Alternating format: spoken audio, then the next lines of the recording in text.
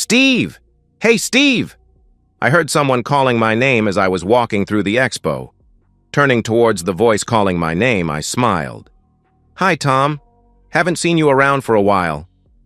Glancing at the logo on the smart polo shirt he was wearing, I added, That's not the company that you were with before.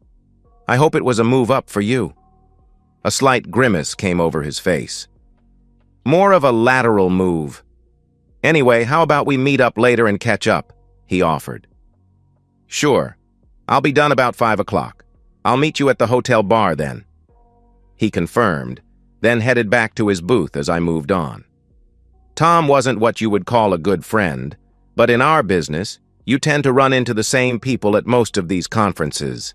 We had met up several times over the years and gotten along pretty well. As more than just casual acquaintances, but less than really good friends, we had discussed our families and lives in general, but no real specifics. I had noticed that he had been missing these conferences for the last couple of years, and it was good to see him back. I'm sure that we would have a good time catching up on our lives. So, new job then? I asked as I sat down beside him and ordered my drink.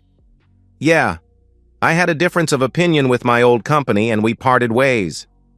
Wow, that's rough.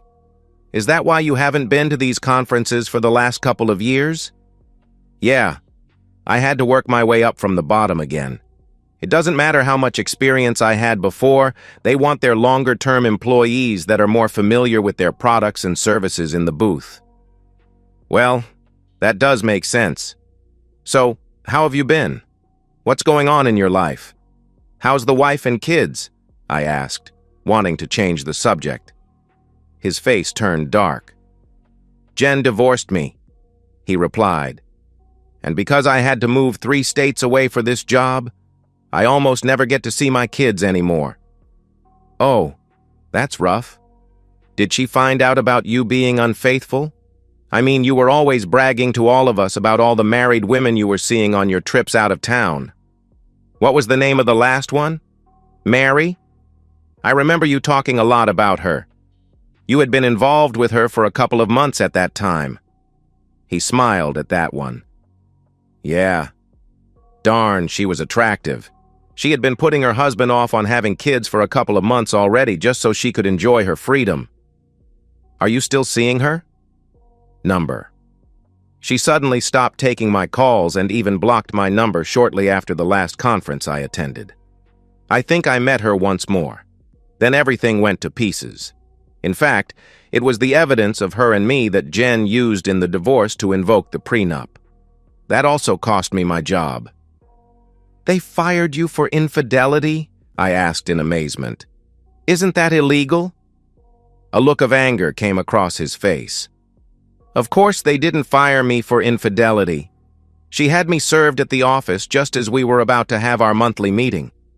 The young woman that served me the divorce papers loudly exclaimed that I was being served with the divorce on grounds of adultery.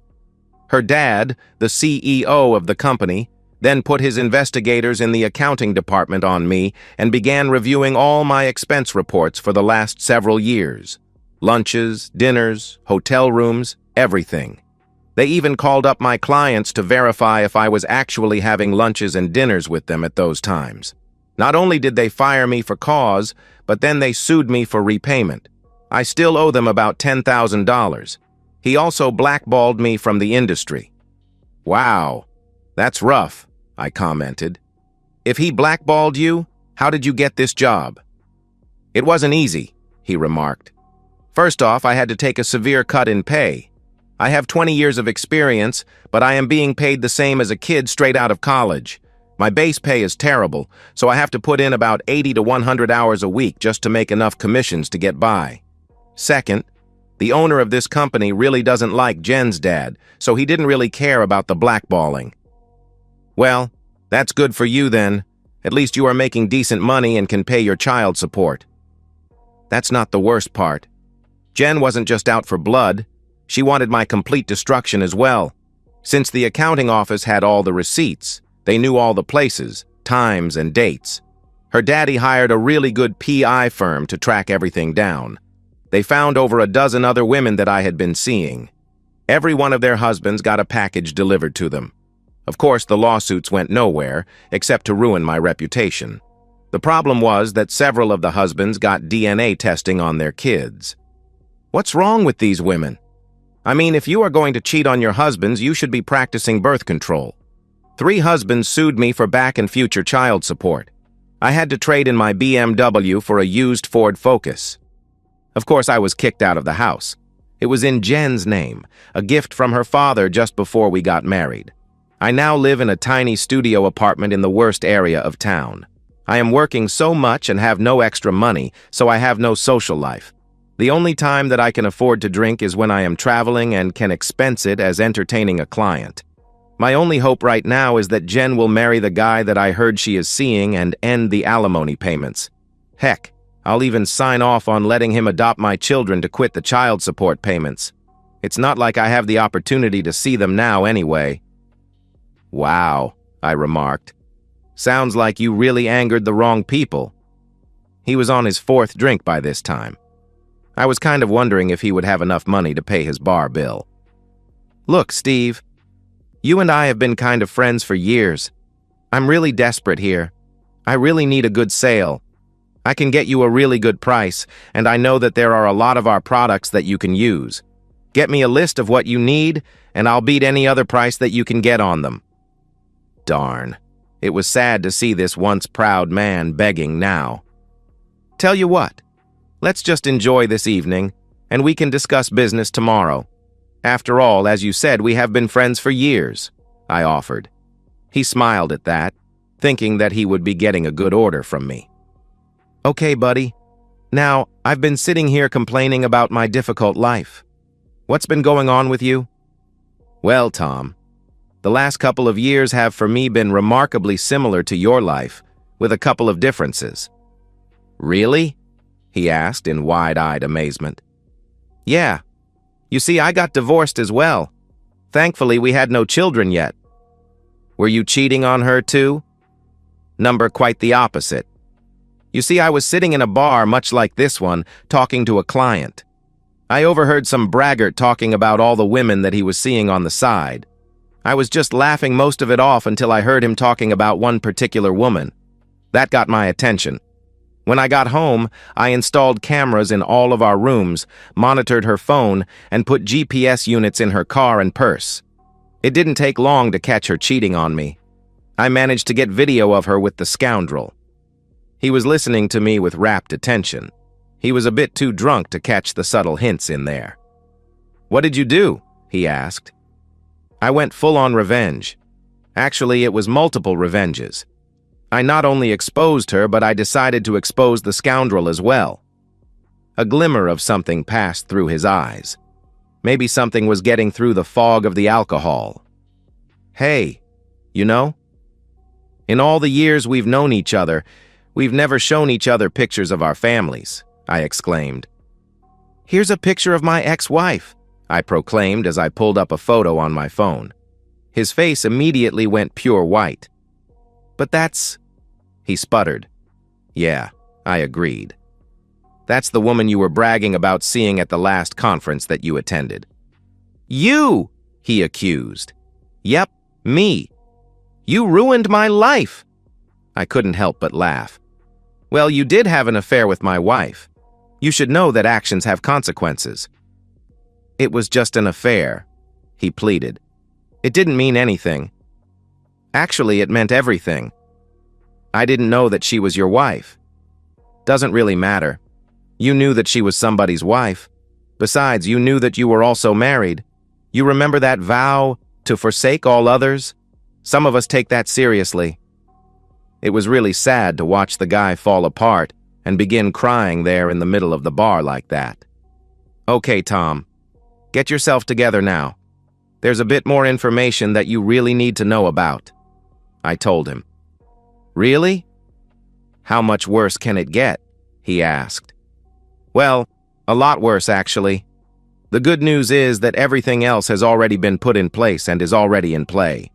There will be nothing else added on from here on, unless you mess things up again. Please tell me that things will be getting better for me, he begged. Well, they can, depending on your actions. At least they won't be getting any worse. I should start by telling you about my new job. I'm now working for your old company. I'm the director of engineering, and I work directly for the CEO, your ex-father-in-law. He's going to be retiring in 6 months, and I will be named the new CEO. I think that's what the plan was for you until you messed it all up. Next, the owner of your company and your ex-father-in-law don't exactly hate each other. Actually, they are more friendly rivals. In fact, the three of us will be playing a round of golf on Friday.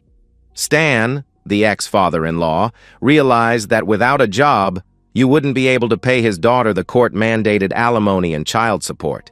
He discussed it with your new boss and got you the job you have now. Well, at least it can't get any worse. I can start working my way up in this company, and hopefully, she will marry the guy she's seeing and eliminate my alimony payments.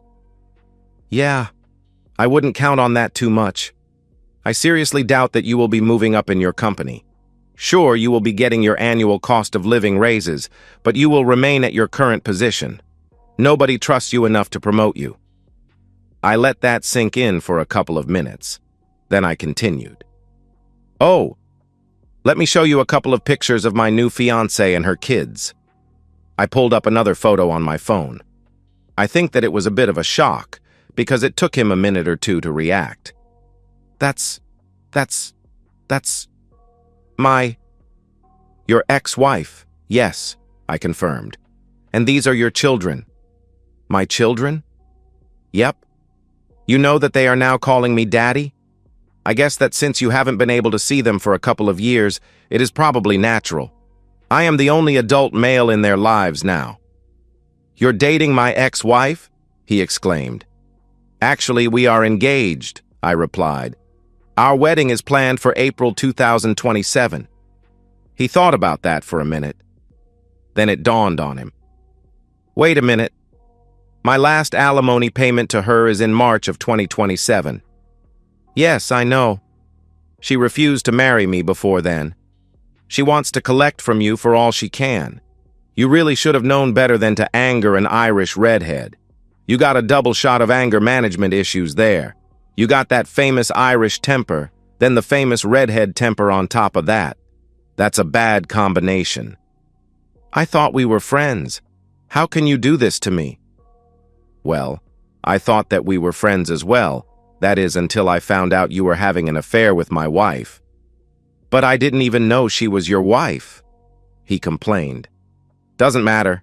You knew she was someone's wife. Maybe you should have found out whose wife she was before you got involved with her. Oh God, can this get any worse? You really should never ask that. It jinxes you. It can always get worse. On the upside, you still have 10 years of child support left to pay. Eventually, those kids will start dropping off as they turn 18. Unfortunately, you will most likely still be paying the back support for a while yet. Once the first couple of kids turn 18, you can use that money to double up on those payments. Unfortunately, unless you really impress your boss, you will most likely be laid off as soon as your last child support payment is made. Also, there are still several angry husbands that really want to get their revenge on you. So far, I have convinced them to hold off, because if you are injured, you can't work and keep making the payments on time. Once you are done with those payments, there really won't be much of an incentive to hold off anymore. Anyway, it was good to catch up with you tonight. Maybe we can catch up again at the next conference. I'll take care of the check, since you seem to be having some money issues. I told him as I paid the check, then left him there contemplating his future existence. The beautiful redhead sat at a booth in the corner observing the conversation. She watched as the tall, well-built man got up, paid the bill, and strode out of the bar. She saw the devastation on the other man's face. Of course, she knew what had just happened. Still, she was compassionate. The poor, broken man really could use some good fortune to come into his life. Yes, he deserved everything that was happening to him, but judgment tempered with mercy is always best. After all, people can learn from their mistakes, so giving them a chance to redeem themselves always benefits society. The red-headed goddess spied a tall, leggy blonde beauty enter the bar and look around. She was already familiar with the blonde, and she had already made arrangements for her consequences to visit. The redhead smiled. Worst case, she would move up her plans for the blonde. Her fate was sealed regardless. The redhead closed her eyes and concentrated. Suddenly, several other customers entered the bar and took all the available booths. The only seat left was at the bar beside the devastated man. Having no other choice, the blonde strode confidently to the seat and sat down. Karma smiled. It was all now up to the devastated man whether he would get a bit of relief or have further devastation in his life. After a quick glance at the 6 feet 5 inches muscular man in an obvious disguise sitting alone in a dark booth at the back of the bar, the red-headed goddess decided to let things play out as they would. It had been a long month for the beautiful redhead. She needed to relax for a night. With one more spell to ensure that the devastated man would not be seriously harmed, he did need to be able to work to make his court-mandated payments. She decided to relax for the rest of the evening. The clearly exhausted and overworked cocktail waitress set another drink down in front of her. The redhead who was named Karma saw the pain in the waitress's eyes. She saw that life had been hard on her and that she did not deserve what she had been through. She saw that this woman was a very honorable and decent person that had been dealt a difficult hand. It was time for her to get a strong dose of good karma. As she was sipping her drink, her mind went into her archives to discover her situation. She discovered what she needed to know. She made her move the next time that she stopped at her booth. "What time do you get off, honey?" she asked. It will be another 2 hours, but I really don't date customers. Besides, I really need to get home to take care of my daughter." What's the use of being a goddess if you can't use it occasionally for your own purposes? She thought. Suddenly, the brunette waitress's phone suddenly rang. She answered it. The gist of the conversation was that the waitress's daughter had already fallen asleep, and her teenage babysitter was willing to stay the night for no extra charge. "Well, now that has been settled, I'm in room 512. Don't worry, I'll have you home in plenty of time to fix her breakfast tomorrow morning. I'm pretty sure that this is something that you need." Seriously, she is a goddess. No one can resist her. The brunette rested peacefully in the luxury of the high-end suite. She was surprised when she woke up in her own bed the next morning with pleasant memories of the night before. The goddess woke up with a sigh of resignation, knowing that she would never be able to have a real relationship. Still, she was content that she had made the proper arrangements so that the waitress would be taken care of. She would just have to be satisfied with the occasional connection that she could work out. Tom failed his test for redemption. He used his expense account to buy the married blonde drinks and convince her to his hotel room. Unfortunately for both, she didn't take much convincing. In fact, it is still a point of contention on whether he talked her into it or she talked him into it. Either way, her jealous husband, who had watched the entire thing in disguise, severely injured Tom to the extent that he would never be able to function normally again. He then used his prenup to divorce the blonde and leave her with just the clothes on her back when she left. She is now working multiple jobs on the bad side of town to survive. Oddly, a week after the encounter between the red-headed goddess and the brunette waitress, a very expensive Lexus SUV suddenly broke down in front of the modest bar. As luck, or karma, would have it, the rich woman sat in a booth that the brunette beauty was serving.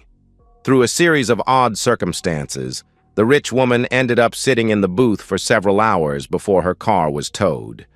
The time allowed the two to get to know each other very well. It took a couple of nudges, nothing that neither of them really didn't want to happen, but more to push things along. Eventually, the rich woman became a semi-regular at the bar. She always sat in the section that the attractive brunette was covering. It took a while, but they eventually got together. The brunette's family had rejected her because she had come out as gay. Her baby was the result of a terrible assault by her father's friends trying to change her orientation. "My name is Karma. I'm tough." The rich woman ended up owning the factory that the brunette's family works at. They were all fired and lost their houses. I look in on them every once in a while. I saw one time at Christmas when her siblings brought their children to a charity event to get Christmas presents. She graciously offered to buy her nieces and nephews presents for Christmas. She even invited her entire family to their house for Christmas dinner. She used that opportunity to show her prejudiced family the love and respect for each other in her house. It didn't fix everything, but it was a start. Tom? Well, what can I say? I gave him the chance to help himself. The main issue after that night was that he was so badly injured that he was never able to function normally again. Once his last biological child turned 18 and graduated from high school, he was laid off from the company he worked for. Because of his past, he was blackballed from ever working in the industry again. He ended up as an alcoholic assistant manager at a Taco Bell. I really did try to help him, but his decision-making never got any better.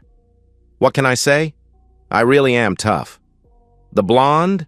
Well, she was never even close to the beauty that she once was. Once your facial features are damaged to that extent, it takes a lot of money to fix it. Her now ex-husband had discovered a lockbox hidden inside a wall in the house he had inherited a week earlier. He managed to skip the country before the search was put out on him. Rumors have it that he is living very well in a tropical environment right now. Oh. You probably want to know about Mary. Her case was very sad. She did end up repenting her evil ways. Unfortunately, it was too late for her. Steve did end up forgiving her on her deathbed. She contracted a serious illness from her third partner after Steve divorced her. Unfortunately, it was too late before she discovered it. Yes, she was truly remorseful. I did visit her towards the end. The best I could do for her was to make her passing as easy and painless as possible. Okay, so I probably went a bit overboard on her consequences. What can I say? Okay, so I'm not only human. Still, I deliver karma to those that deserve it.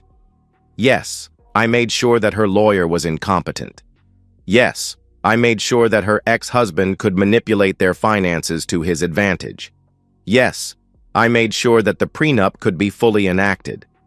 Still, it was her decisions afterwards that drove her fate to where it ended up. She had options. She didn't need to end up working the streets downtown. She didn't need to take him as a client. She had other options.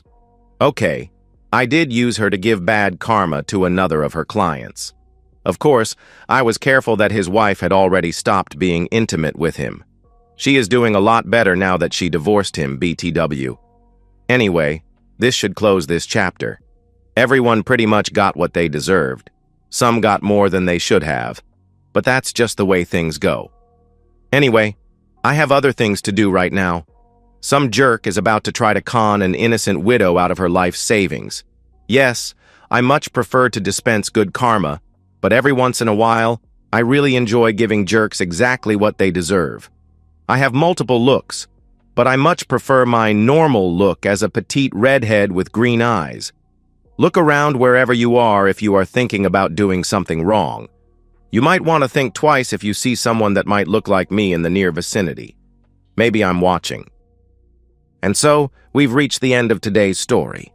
Was it what you expected, or did it take a twist you didn't see coming? I'm curious to hear your thoughts. Share them in the comments below, and let's get a conversation going. If this story kept you hooked, make sure to hit that like button. And if you're new here or just haven't subscribed yet, now's the perfect time to join our community. I bring you fresh, captivating stories every day, so click that subscribe button and turn on notifications so you never miss out. Thanks for watching, and I'll see you in the next one.